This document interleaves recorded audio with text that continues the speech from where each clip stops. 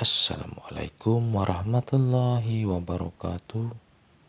Sahabat sekalian, berjumpa lagi di channel Meluruskan Doktrin. Baiklah, pada kesempatan malam ini saya coba memberikan sebuah video perdebatan antara seorang pendeta, yang mana pendeta ini pernah menentang Zakir Naik waktu dia datang ke Indonesia. Siapakah pendeta itu? Pendeta itu adalah Lamsen Naibaho.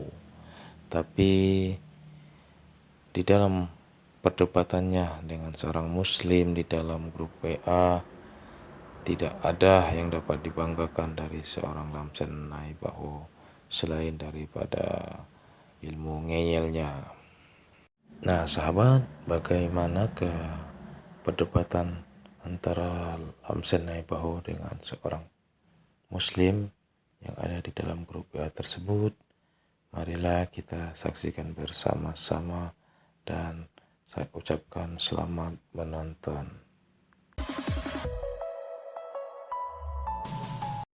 Basyiril munafiqina bi anna lahum 'adzaban alim. Ayubi, saya sudah katakan kepadamu, kalau mengenai ketuhanan saya, Yesus itu, pencipta langit bumi dan segala isinya itu, tidak mampu saya memahami. Otak dan logika saya, akal saya tidak mampu memahami itu. Maka saya yakin saja, Tuhan saya itu pernah minum susu, berak, digendong, pipis. Semua yang kamu bilang itu dilakukan oleh Tuhan saya. Dilakukan oleh Tuhan saya, karena tidak ada yang tidak bisa dilakukan oleh Tuhan saya. Tapi Allah SWT Tuhanmu itu tidak bisa seperti itu. Jangan kamu samakan, ya. Bisa, dia bisa masuk dalam perut si Maria 9 bulan, bisa. Melalui dilahirkan, bisa. Masuk akal saya juga itu, karena Tuhan saya itu maha bisa. Apa saja bisa dia lakukan. Al-Yulbi, ya. Jangan samakan dengan Allah SWT yang tidak bisa bikin apa-apa pun, ya. Jadi kamu itu yang bandel, memaksakan harus sama dengan Allah SWT.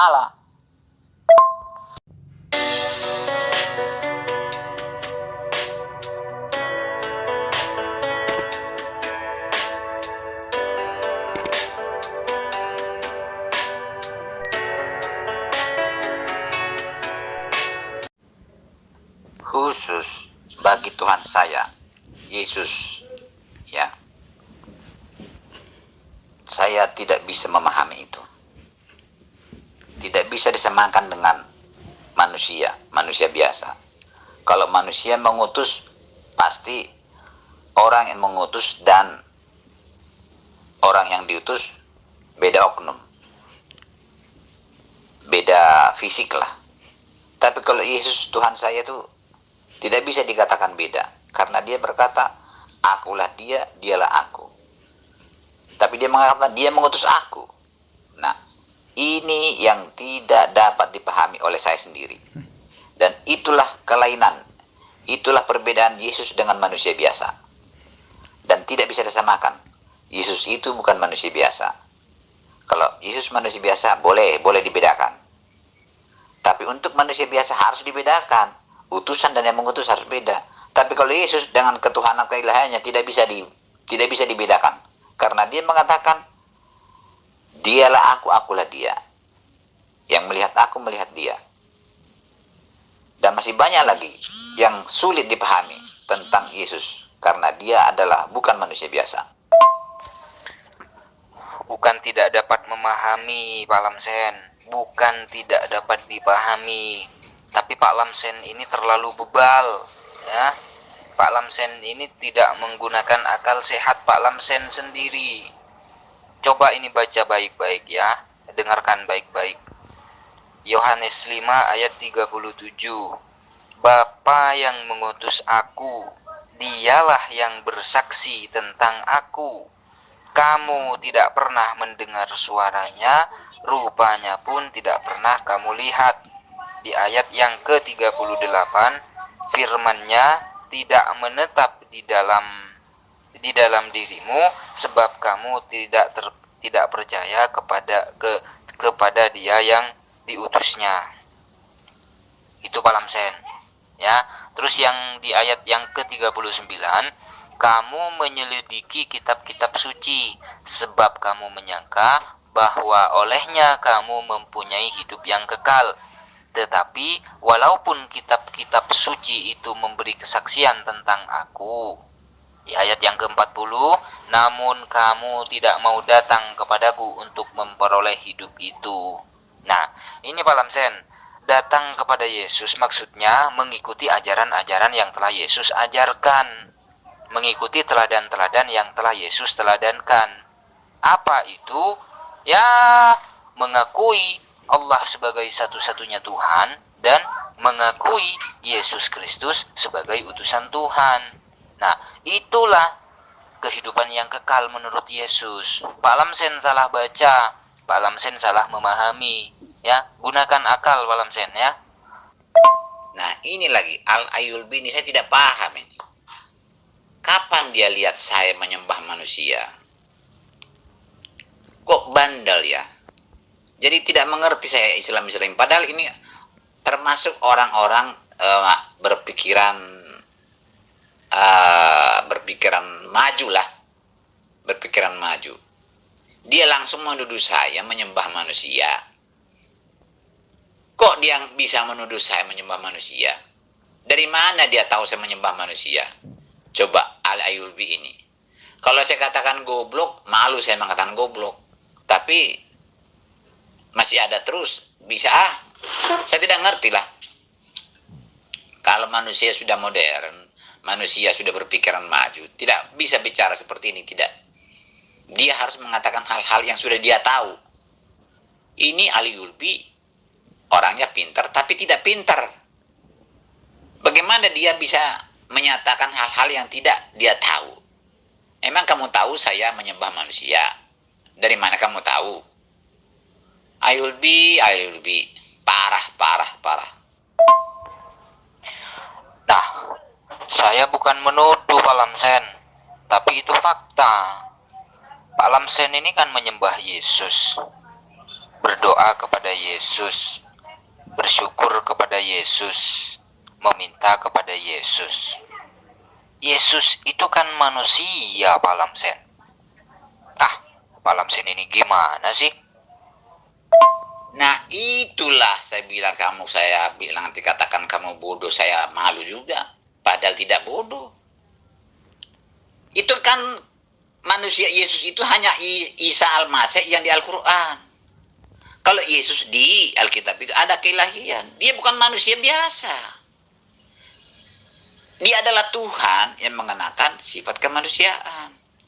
Jadi kamu itu saya bilang salah, malu saya menyalahkan kamu. Orang pinter, orang intelek, berpikiran maju tapi tidak maju. Bandel. Manusia biasa itu adalah Yesus di Al-Quran, bukan Yesus di Alkitab. Al-Ayyubi itu tidak bisa kamu bedakan karena kamu masih pakai otak Islam. Gak usah ngarang, ya, gak usah ngarang. Yesus dalam Alkitab itu adalah seperti yang termaktub di Yohanes 5 ayat 30. Aku tidak dapat berbuat apa-apa dari diriku sendiri. Dia manusia biasa. Dia tidak bisa berbuat apa-apa dari dirinya sendiri tanpa pertolongan dan tanpa bantuan Allah, tanpa bantuan Tuhannya. Dia itu manusia biasa, bukan Tuhan yang mengenakan sifat kemanusiaan. Jangan ngarang Pak Lamsen. Iya, betul. Dia adalah manusia lemah, paling lemah. Tapi dia adalah paling berkuasa. Dia paling bodoh dan paling tidak tahu. Tapi dia paling paling mengetahui. Makanya dia berkata seperti itu. Dia selalu berjalan dengan keilahian itu, tidak pernah pisah. Jadi dia menuruti apa yang diikuti oleh keilahian. Jadi keilahian itu ditutupi oleh kemanusiaan. Sehingga kamu tidak melihat keilahiannya. Al-Ayyubi ya. Jadi memang manusia mengatakan Yesus itu adalah manusia biasa. Tapi dia tidak tahu bahwa manusianya itu menutupi keilahiannya. Keilahian tidak kelihatan selama di dunia ini. Sehingga dia berkata, segala apa yang saya lakukan itu, bukan saya lakukan dari saya sendiri. Menurut keilahiannya. Padahal dia Tuhan itu. Itu tidak bisa kita bayangkan bagaimana memahami itu. Logika kita tidak bisa memahami itu. Jadi akal dan logikamu itu gunakanlah bagaimana cara kamu hidup nanti di hari tuamu senang. Nyaman hidupnya. Seperti saya ini. Bukan memikirkan tentang ketuhanan Yesus. Tidak akan mampu. Jadi kamu itu salah. Logikamu, akalmu itu kamu gunakan untuk memikirkan, menganalisa tentang ketuhanan Yesus. Tidak akan bisa mampu, tidak akan mengerti. Ngarang-ngarang lagi nih Pak Lamsen. Ini tambah ngarang. Ini tambah ngawur lagi. Ya. Sejak kapan Yesus itu menjadi Tuhan? Sejak kapan? Ini dulu dijawab. Inilah kamu itu Ayubi. Sejak kapan? Sejak tidak ada awalnya. Yesus berkata, tidak berawal dan tidak berakhir. Parahnya kamu Ayubi. Tidak bisa kamu bedakan Yesus manusia biasa atau manusia luar biasa. Itu tidak bisa kamu bedakan. Kamu tidak bisa bedakan kambing dengan sapi. Kamu nanti takutnya kambing kamu bilang sapi karena ada kesamaannya. Bukan karena ada kesamaannya maka kambing adalah sapi, Ayubi. Kalau ada perbedaannya maka itulah sebabnya kambing bukan sapi. Banyak persamaan kambing dengan sapi, banyak. Tapi bukan justru itu kambing adalah sapi. Tidak, Ayubi. Demikian juga manusia, Yesus dengan manusia saya, dengan manusia Muhammad. Banyak persamaannya. Tapi ada bedanya. Bedanya itulah yang menyatakan bahwa Yesus bukan manusia biasa. Jadi Yesus adalah Tuhan. Dari tidak ada permulaannya. Sampai tidak ada akhirnya. Itu menurut Alkitab Ayubi. Jadi pakailah pikiranmu yang normal itu. Supaya bisa memahami Alkitab. Ngarang lagi. Yesus itu baru ada setelah Maria ada. Ya, Pak Lamsen, ingat itu baik-baik. Ya, Yesus baru ada setelah Maria ada. Jadi gagal itu ya. Aku ada sebelum Abraham ada itu gagal semuanya ya. Karena faktanya Yesus baru ada setelah Maria ada. Nah, mengenai tentang manusia biasa atau tidak, Yesus itu jelas manusia biasa, Pak Lamsen. Ya, punya mata, kepala, kaki, tangan, dan lain-lain, dan juga punya ini lengkap dengan, mohon maaf, alat vitalnya juga lengkap. Itu menandakan bahwasanya Yesus ini adalah manusia biasa, Pak Lamsen, sama seperti kita. Cuma bedanya dia adalah utusan yang diutus oleh Tuhan untuk Bani Israel. Itu aja bedanya. Ya itu kan penglihatanmu, penglihatan manusia. Tapi kamu tidak tahu sejarahnya bagaimana Yesus itu bisa lahir. Dari mana asal mulanya. Bukan. Dia kan mengikuti proses kelahiran manusia supaya dia dapat mengikuti, mengambil sifat kemanusiaan. Itu Ayubi. Ya, dia itu bukan dari benih manusia, bukan. Itu dari Tuhan. Dia Tuhan itu masuk ke dalam rahimnya Maria supaya dia itu bisa mengikuti sifat kemanusiaan itu. 9 bulan dia di sana. Coba, Tuhan itu bisa seperti itu. Bukan dari bibit manusia, itu tidak. Dari mula pertama, dari mula-mula, tidak ada mulanya lah Yesus itu. Tapi dia lahir disebut namanya Yesus supaya gampang dipanggil orang. Itu Ayubi, bukan diciptakan dia, bukan. Memang sudah ada dia dari awal, dari tidak ada awalnya dia sudah ada. Ya, dia Alfa dan Omega. Ya Ayubi ya. Kamu tidak mengenal Yesus itu, bukan manusia biasa. Itu bukan dari hasil perkawinan antara wanita dan laki-laki, tidak. Kamu salah paham. Kamu hanya melihat yang kelihatan saja, yang itu bisa kamu katakan apa yang kamu lihat. Tapi dari asal mulanya kamu tidak tahu. Pak Lamsen, ini saya coba bacakan ayat ya dari Alkitabnya Pak Lamsen. Di Bilangan 23 ayat yang ke-19, Tuhan bukan manusia. Hosea pasal 11 ayat 9, Tuhan bukan manusia. Maleakhi pasal 3 ayat 6, Tuhan tidak berubah. Yesaya pasal 43 ayat yang ke-11, ayat yang ke-10, Tuhan itu tidak dibentuk sebelumnya dan sudahnya. Oke? Itu ada di dalam Bible Pak Lamsen sendiri, bukan di dalam Al-Quran. Nah, lalu kita rujukkan kepada Yesus. Yesus ini dibentuk apa tidak? Yesus dibentuk Pak Lamsen. Dibentuk di mana? Di dalam rahim Maria. Berarti sudah gugur. Ya, ketuhanan Yesus sudah gugur jika merujuk kepada Yesaya 43 ayat yang ke-10. Maleakhi pasal 3 ayat 6, Tuhan itu tidak berubah. Bagaimana dengan Yesus? Yesus berubah. Loh, kok bisa berubah? Iyalah, yang awalnya tidak ada, lalu diciptakan, lalu diadakan sehingga menjadi ada. Ya, awalnya tidak ada, lalu diadakan sehingga menjadi ada. Lagi-lagi gugur ketuhanan Yesus jika merujuk kepada Maleakhi pasal 3 ayat 6. Nah, di Bilangan 23:19, Maleakhi pasal 3 ayat 6 ya, gugur ketuhanan Yesus karena Yesus ini berubah Pak Lamsen. Ya, dari awalnya tidak ada lalu diadakan, ya, dilahirkan netek besar, dari kecil menjadi besar, lalu diyakini mati gitu kan, berubah. Jadi tertolak sudah ketuhanan Yesus ini. Bilangan 23:19, Tuhan dengan jelas dan tegas menyatakan bahwasanya Tuhan itu bukanlah anak manusia sehingga ia menyesal dan berdusta.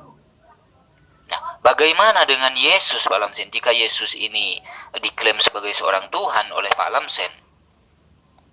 Ya, Yesus jelas-jelas manusia, anak Maria, dilahirkan dari seorang wanita yang bernama Maria. Ibunya manusia, anaknya juga manusia, lagi-lagi gugur. Nah, pada saat Yesus ditanya mengenai tentang hari kiamat, Yesus mengatakan tidak tahu. Kalau Pak Lamsen tetap bersikukuh bahwasanya Yesus itu adalah Tuhan, ya, apakah Tuhan pada saat itu berdusta? Ya, Tuhan kan Maha tahu, pasti tahu hari kiamat. Sedangkan Yesus mengaku tidak tahu. Lagi-lagi gugur ketuhanan Yesus. Ya, begitu Pak Lamsen. Ya, cobalah gunakan dengan akal sehat, berpikirlah dengan akal yang sehat tanpa kebencian, ya, tenangkan hati Pak Lamsen. Berpikirlah dengan sehat. Apa iya ada Tuhan dilahirkan? Apa iya ada Tuhan netek? Apa iya ada Tuhan dikandung? Apa iya ada Tuhan ditelanjangi, digebuki, dikangkang di kayu salib? Itu nggak lucu Pak Lamsen. Bukan kamu yang pertama menunjukkan ayat-ayat itu kepada saya, Ayulbi. Bukan kamu yang pertama. Itu ayat itu beda-beda konteks semua itu. Lalu kamu rangkai untuk membuktikan bahwa Yesus bukan Tuhan. Saya sudah tahu itu. Itu kan potongan-potongan dari konteks-konteks itu. Apa yang diajarkan pasal-pasal itu kan beda. Bukan untuk mengajarkan dan untuk membuktikan bahwa Yesus bukan Tuhan. Bukan. Kamu seret ke Yesus, kamu bawakan ke sana. Tidak boleh seperti itu baca Alkitab. Jadi Islam baca Alkitab seperti itu. Beda konteks pun ayatnya bawa ke Yesus, diarahkan kepada Yesus. Padahal yang diajarkan beda. Ngeyel. Pak Lamsen tetap ngeyel. Pak Lamsen ini bertengkar dengan akal Pak Lamsen sendiri. Ya, Pak Lamsen yakin nggak kalau Tuhan itu dikandung? Pak Lamsen yakin nggak kalau Tuhan itu dilahirkan? Pak Lamsen yakin nggak kalau Tuhan itu mimik cucu? Ya, ngemut cucu. Pak Lamsen yakin nggak kalau Tuhan itu pipis berak, dan lain sebagainya. Pak Lamsen yakin nggak kalau Tuhan itu digebuki, ditelanjangi, dikangkang di kayu salib, lalu diyakini mati untuk menebus dosa? Yakin apa tidak? Pakai akal yang waras, Pak Lamsen. Ayulbi, saya sudah katakan kepadamu, kalau mengenai ketuhanan saya, Yesus itu, pencipta langit bumi dan segala isinya itu, tidak mampu saya memahami. Otak dan logika saya, akal saya tidak mampu memahami itu. Maka saya yakin saja Tuhan saya itu pernah minum susu, berak, digendong, pipis. Semua yang kamu bilang itu dilakukan oleh Tuhan saya. Dilakukan oleh Tuhan saya, karena tidak ada yang tidak bisa dilakukan oleh Tuhan saya. Tapi Allah SWT Tuhanmu itu tidak bisa seperti itu. Jangan kamu samakan, ya. Bisa, dia bisa masuk dalam perut si Maria 9 bulan bisa. Melalui dilahirkan bisa. Masuk akal saya juga itu, karena Tuhan saya itu maha bisa. Apa saja bisa dia lakukan. Al-Yulbi, ya. Jangan samakan dengan Allah SWT yang tidak bisa bikin apa-apa pun, ya. Jadi kamu itu yang bandel, memaksakan harus sama dengan Allah SWT. Nah, sekarang coba jawab pertanyaan saya, ya. Sekarang coba jawab pertanyaan saya. Pada saat Yesus dikandung, ya, lalu dilahirkan, lalu mimik cucu, ya, lalu mimik cucu, dan pada saat Yesus ini tidur, yang menjadi Tuhan siapa? Ya, pada saat Yesus tidur, yang menjadi Tuhan siapa? Silakan. Nah, ini juga ya. Yang telah mengutus Yesus itu adalah Bapaknya, ya. Yesus adalah utusan Bapaknya. Nah, sekarang pada saat Yesus ini dikandung, lalu dilahirkan, lalu netek kepada Maria, apakah Bapaknya juga ikut dikandung, juga ikut dilahirkan, dan juga ikut netek? Silakan dijawab, Pak Lamsen, ya, dengan akal yang waras. Inilah yang tidak dapat dipahami oleh otak dan logika manusia. Tuhan telah menjadi manusia itu mengenakan sifat kemanusiaan. Loh, siapa yang menjaga alam semesta ini? Kita tidak tahu. Tuhan yang punya tahu, kuasanya ada. Emang kuasanya hilang kemana-mana? Itulah ajaibnya Tuhan kami itu. Walaupun dia di dalam perut Maria, kok masih bisa mengatur alam semesta ini? Bagaimana itu?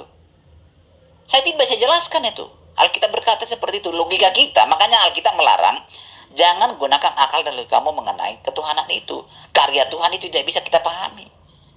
Jangankan karya Tuhan, karya manusia membuat handphone ini pun saya tidak pahami. Caranya bagaimana membuat ini, apa isinya saya tidak tahu. Yang penting manfaatnya apa bagi saya. Tuhan itu manfaatnya bagi saya apa? Menyelamatkan saya dari kematian kekal. Itu yang saya ambil. Jadi Islam ini termasuk kamu Yahudi tidak akan selamat kalau hanya mencari-cari bagaimana Tuhan itu caranya kerja, bagaimana dia bisa jadi manusia, kok bisa dia jadi tete, jadi kok bisa dia mati. Kalau itu kamu pikirkan terus, kamu tidak akan dapat selamat. Saya terima keselamatan dari Yesus yang telah mati menggantikan saya. Itu ajaran Alkitab, bukan mengajarkan tentang diri Yesus. Kok dia netek, kok bisa mati, kok bisa begini. Itu saya tidak bisa memahami itu. Tidak bisa. Tapi terimalah manfaatnya. Tujuannya itu apa? Memberikan keselamatan kepada kita. Memberikan hak kembali hidup kekal. Itu tujuan Alkitab. Jadi Islam ini muter-muter dari pakai otaknya, pakai di otak-otak sendiri. Jadi kamu tidak akan masuk surga, Ayulbi, kalau seperti itu. Tidak akan bisa bergerak. Tidak bisa. Jadi saya tidak seperti kamu Islam yang berpikir tentang Alkitab. Ajarannya itu yang penting. Bukan mencari-cari Tuhan itu bagaimana cara kerjanya, bisa mati, bisa hidup, bisa masuk dalam perut. Ngapain itu? Nggak ada artinya. Terima sajalah hasilnya. Saya tidak tahu hal itu karena itu bukan diajarkan oleh Alkitab. Ajaran Alkitab adalah bahwa Yesus datang ke dunia ini untuk menggantikan kematian saya, untuk memberikan hak kembali kepada saya mendapat hidup kekal. Bukan masalah itu ajaran Yesus, tidak. Ajaran Alkitab, tidak. Jadi Islam ini tidak akan bisa masuk surga. Karena pikirannya hanya untuk menganalisa kerja Tuhan. Tidak akan bisa. Tidak bisa. Tidak mampu otak dan logika manusia memahami itu. Pertanyaan makin banyak nanti. Hal-hal yang tidak mungkin terjadi dilakukan oleh Tuhan. Hal-hal yang tidak masuk akal dilakukan oleh Tuhan itu. Jangankan karya Tuhan, karya manusia, handphone saya ini, Al-Ayyubi. Saya tidak mampu memahami ini. Bagaimana cara orang membuat ini? Apa isinya? Saya tidak tahu. Yang penting bagi saya, fungsinya itu dapat saya nikmati. Yaitu dapat menghubungkan saya berkomunikasi dengan kamu. Itu yang penting. Jadi Alkitab itu begitu juga. Tidak perlu kita memahami karya Tuhan yang ajaib itu. Tidak akan bisa memahami itu. Kita tidak terhalang ke surga kalau kita pun tidak tahu karya Tuhan. Bagaimana cara Tuhan lahir, bagaimana cara Tuhan bisa jadi manusia, kita tidak bisa memahami itu. Tapi yang penting kita yang percayalah bahwa Tuhan itu telah memberi hak kepada kita mendapat hidup kekal. Kita sudah selamat dari kematian kekal. Itu saja ajaran Alkitab. Bukan mengajarkan hal-hal yang kamu tanyakan itu. Alkitab tidak bisa menjawab itu. Pak Lamsen berbicara seperti itu karena Pak Lamsen ini tidak menggunakan akal yang sehat. Coba Pak Lamsen menggunakan akal yang sehat. Ya. Kalau Tuhan tidur, siapa yang menjaga alam semesta? Kalau Tuhan dikandung, berarti Tuhan lebih kecil daripada ciptaannya. Kalau Tuhan mati, ya hancur alam semesta ini, Pak Lamsen. Gunakan akal sehat, ya. Dalam beragama itu gunakan akal yang sehat. Jika merujuk kepada kitab suci, ya, usahakan menggunakan dalil di dalam kitab suci. Nah, sekarang coba jawab pertanyaan saya. Di mana ayatnya Yesus datang ke dunia sebagai seorang Tuhan yang mengenakan sifat kemanusiaan? Di mana ayatnya di dalam perjanjian lama maupun perjanjian baru yang menyatakan bahwasanya Tuhan berubah menjadi manusia? Tuhan dibentuk di dalam rahim Maria. Tuhan dilahirkan oleh Maria. Ya, Tuhan netek kepada ibunya. Tuhan diyakini mati di kayu salib. Di mana ayatnya? Enggak ada. Pak Lamsen ini cuma ngarang bebas. Iman buta itu namanya. Ya, tanpa menggunakan akal yang sehat. Ya jadinya ya sesat. Manusia yang bukan Tuhan malah dipertuhankan. Sedangkan manusia yang dituhankan itu mengenalkan Tuhannya dan memerintahkan untuk menyembah kepada Tuhannya yang tidak terlihat dan suaranya tidak terdengar. Sesat. Ya. Sesat. Manusia akan sesat jika tidak menggunakan akal yang sehat, Pak Lamsen.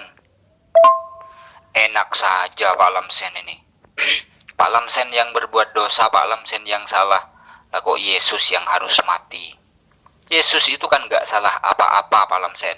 Enak saja Pak Lamsen ini. Pak Lamsen ini tidak bisa memahami konsep ketuhanan. Itu karena Pak Lamsen ini tidak menggunakan akal yang waras. Kalau Pak Lamsen menggunakan akal yang waras, Pak Lamsen tidak akan menuhankan manusia yang dibentuk di dalam rahim Maria, dikandung selama 9 bulan 10 hari, lalu dilahirkan, lalu diyakini mati, ya kan, netek pada ibunya, diceboki, pipis, berak, dan lain sebagainya, lalu diyakini mati di kayu salib. Kalau Pak Lamsen menggunakan akal yang waras, mustahil Pak Lamsen menuhankan manusia yang mengaku tidak dapat berbuat apa-apa dari dirinya sendiri. Yohanes 5:30. Begitu, sadar Pak Lamsen. Saya tidak bisa menggunakan akal sehat dalam hal karya Tuhan saya. Tidak mampu. Coba. Tuhan saya itu menciptakan langit, bumi, dan isinya ini dari bahan yang tidak ada. Akal sehat saya tidak mampu membayangkan itu. Segala sesuatu yang tidak masuk akal saya bisa Tuhan saya lakukan. Jadi tidak bisa saya bayangkan itu. Mungkin kamu bisa, ya terserah kamu lah. Saya tidak bisa. Dan Alkitab saya tidak mengajarkan hal itu. Ya, Al-Albi. Memang kamu hebat, jenius sekali, jenius kamu, ya, jenius kamu. Jadi kamu akal sehatmu mampu memahami karya Allahmu itu. Jadi Alkitab saya mengatakan akal sehat akan akal sehat saya tidak akan mampu memahami karya Tuhan saya. Tidak bisa. Seperti tingginya langit dengan bumi, seperti itulah jauhnya rancangan Tuhan saya dengan saya, pemikiran saya dengan pemikiran saya. Tidak bisa saya bayangkan itu. Jangan paksa saya lebih. Udahlah, saya memang tidak punya akal sehat dalam hal itu. Tapi saya punya akal sehat untuk berpikir bagaimana cara saya nanti masa tua saya hidup senang, nyaman, tidak kekurangan apapun. Ternyata sekarang sudah saya nikmati hasil akal sehat saya. Waktu lagi muda, saya tidak berpoya-poya, saya tidak habiskan semua penghasilan saya menabung, saya mengumpulkan itu supaya bisa nanti saya nikmati di masa tua.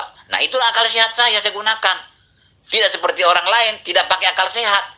Sekarang jadi mengemis-mengemis. Tidak punya rumah, tidak punya apa-apa. Jadi susah. Makan pun kurang, tidak bisa dapat makan. Itulah, tidak punya akal sehat.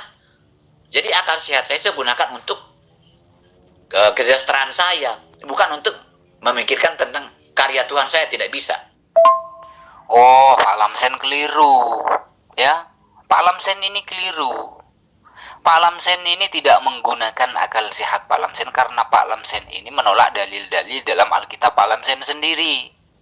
Ya, sudah dengan jelas dan tegas di Yesaya 43 ayat 10, Tuhan itu tidak dibentuk sebelumnya sudahnya. Tuhan itu tidak berubah. Tuhan itu bukan manusia. Tuhan itu maha hidup, tidak pernah mati. Ya, Tuhan itu tidak dilahirkan. Tuhan itu tidak ada yang sama, tidak ada yang setara dengan Dia. Ya. Kalau Yesus gimana? Yesus sudah jelas-jelas manusia, sudah jelas-jelas berubah, sudah jelas-jelas dibentuk, sudah jelas-jelas sama dengan kita layaknya manusia normal. Malah Pak Lamsen mengimani sesuatu yang tidak tertulis dalam Alkitab. Sedangkan ayat-ayat yang jelas tertulis dalam Alkitab itu Pak Lamsen ingkari. Itu namanya Pak Lamsen tidak menggunakan akal yang waras, ya. Tuhan kan memberikan akal kepada Pak Lamsen untuk berpikir bagaimana untuk mengenali Tuhan yang betul-betul Tuhan, ya, yang telah dijelaskan oleh para nabi dan rasulnya di kitab sucinya. Pak Lamsen tolak semua. Malah Pak Lamsen ini menomorsatukan keimanan Pak Lamsen, ya, asumsi-asumsi Pak Lamsen pribadi. Itu ngawur dan itu nggak waras. Lebih baik tak punya harta, lebih baik makan kekurangan makanan daripada tidak dijamin kehidupan yang kekal, ya, versinya Yesus. Sebagaimana yang tertulis di Yohanes pasal 17 ayat yang ketiga, yaitu mengenal Allah sebagai satu-satunya Tuhan dan mengenal Yesus Kristus sebagai utusan Tuhan. Ya, apa artinya dunia? Apa artinya harta? Apa artinya rumah? Apa artinya kendaraan? Jika menolak Yesus sebagai utusan dan menolak Allah sebagai satu-satunya Tuhan, semua itu nggak ada artinya. Ya, tetap celaka. Ya, tetap celaka di lautan api selama-lamanya Pak Lamsen. Ya. Tapi jika betul-betul mengakui bahwasanya Allah satu-satunya Tuhan dan mengakui Yesus sebagai utusan Tuhan yang telah diutus oleh Tuhan untuk Bani Israel, ya, meskipun tak punya harta, meskipun tak punya rumah, makannya kurang-kurang, kelak di akhirat akan bahagia, dan itu dijamin oleh Yesus. Seperti itu, ya. Berpikirlah yang waras Pak Lamsen. Al-Ayubi, akal sehat saya gunakan untuk kehidupan saya, kesejahteraan hidup saya, untuk kenyamanan hidup saya. Itu saya gunakan akal sehat saya. Alkitab saya mengatakan akal sehat saya, akal logika saya tidak mampu menyelidiki tentang ketuhanan saya. Tidak bisa. Tidak bisa, Ayulbi, ya. Ayulbi, kamu kan sarjana hukum nggak? Kalau nggak salah sarjana hukum kamu tadi saya lihat di situ. Atau sarjana apa nggak tahu. Tuhan kami itu punya ketetapan. Jadi karena kamu tidak tahu bahwa Tuhan kami punya ketetapan yang tetap, yang tidak bisa dirubah, yaitu apa? Dosa. Nah, dosa adalah pelanggaran hukum. Akibat berdosa adalah kematian kekal. Itu ketetapan Tuhan kami yang tidak bisa dipungkiri, yang tidak bisa dirubah. Berdosa hukumnya mati. Itu. Berdosa akibatnya mati. Jadi Tuhan kami punya kasih menyayangi manusia. Manusia itu berdosa, harusnya mati. Kalau sudah ditetapkan harus mati, bagaimana dia mau menghidupkan? Tapi Tuhan saya itu pengen manusia hidup lagi karena menyayangi manusia.